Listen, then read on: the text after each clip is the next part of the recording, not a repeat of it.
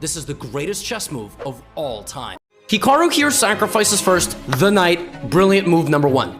The idea of this sacrifice is that after f takes e4, rook f1 check cannot be taken because it's checkmate, and if king g2, the king is brutally hunted out with a sequence of moves.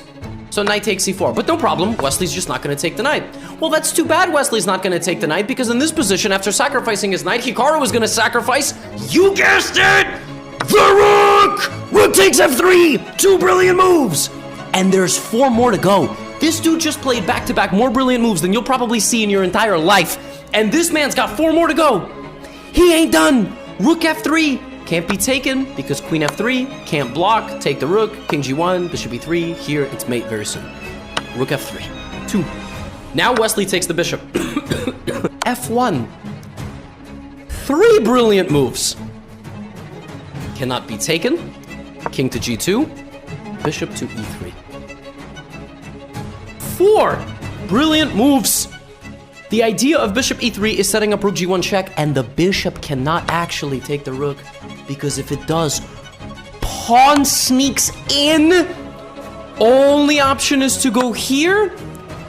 Queen f3 check, and knight g5.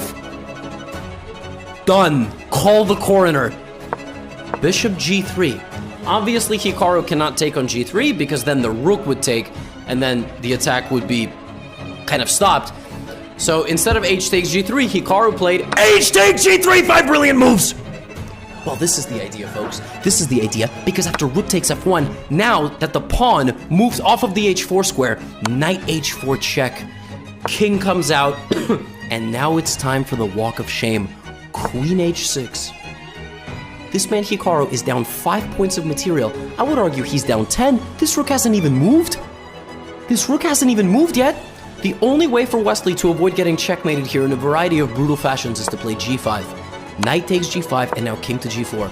Knight f3. With the idea that if you take the knight, swift execution. What a checkmate on h3. And if you take the knight with the rook, the same thing.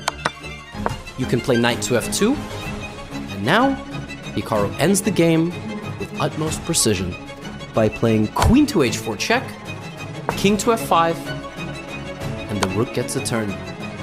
Rook f8 check, king to g6.